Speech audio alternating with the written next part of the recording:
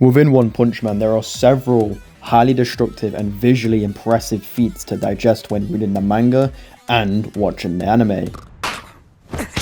Today, I will be calculating for your entertainment the amount of force and energy Boros would have required to kick Saitama to the moon.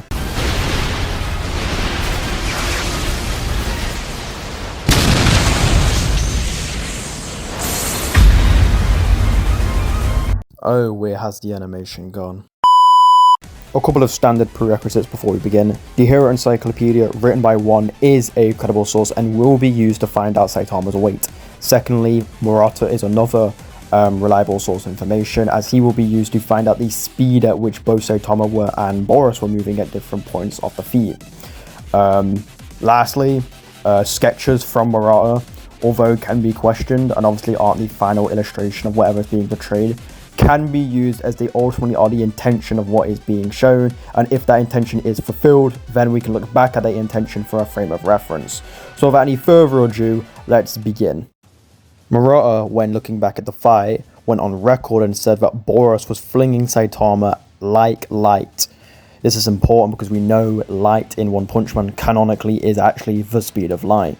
We can be thankful as Awakened Cockroach, when talking to Genos, talks about Genos' light beams and says, even if you were to fling at those at me at the speed of light, you still wouldn't tag me. Essentially encompassing light-based attacks in One Punch Man to be the speed of light, or just to be connotated towards it.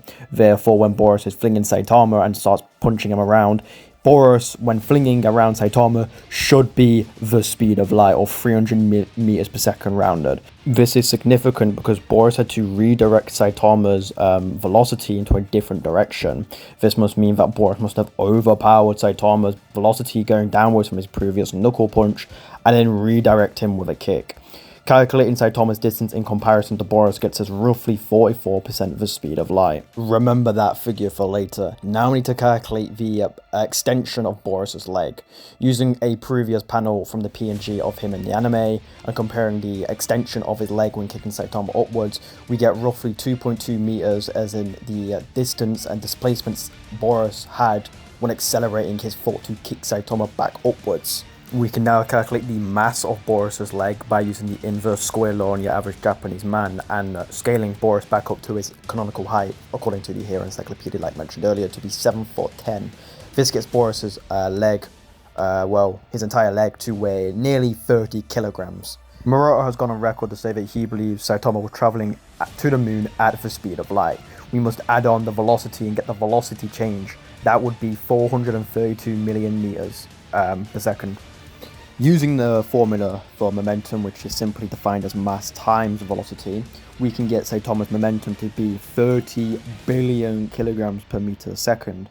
This is important because in a closed system, due to the conservation of momentum, Boros' leg must have also had the same momentum that Saitama had, because Boros, goes stationary after kicking Saitama, meaning it must have all been transferred to Saitama.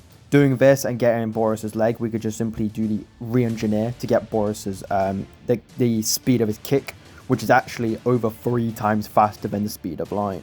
With the formula on screen, which is the final velocity squared, take the initial velocity squared divided by 2 times the displacement of Boros' leg. This gets us a value of 1 to the 18 meters per second squared, which is incredibly fast as particles actually accelerate in a particle accelerator. Acceleration is pretty important here because we can calculate the force behind Boros' kick, which is just that mentioned acceleration, multiplied by Boros' leg mass, which again is that almost 30 kilograms. Using this, we get a value of 7 times 10 to the 19 newtons, or by Versbar Wiki's metric, Class E lifting strength, which is pretty impressive all things considered. But now is the main meat and potatoes, is the energy output. This is pretty simple now. All we need to do is calculate the work done on Boros kicking Saitama. This work done is simply just defined by force times displacement. Displacement being the length of Boros' leg, and force being that 19, up to the 19 newtons as mentioned previously. Using work done, which is just force times displacement, we get a value of 1.5626 times 10 to the 20 joules, or approximately 40 gigatons of TNT, which is island level. Pretty actually abysmal for a guy who goes around destroying planets, in my opinion.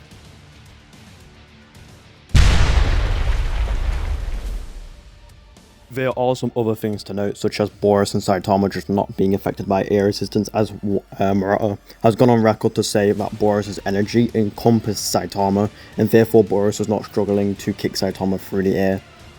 However that works in their universe, we do not know, whatever. Some other mentions, because the feat is quite actually low. 16 gigatons for a guy who destroys planets is pretty low, but it's pretty simple to explain.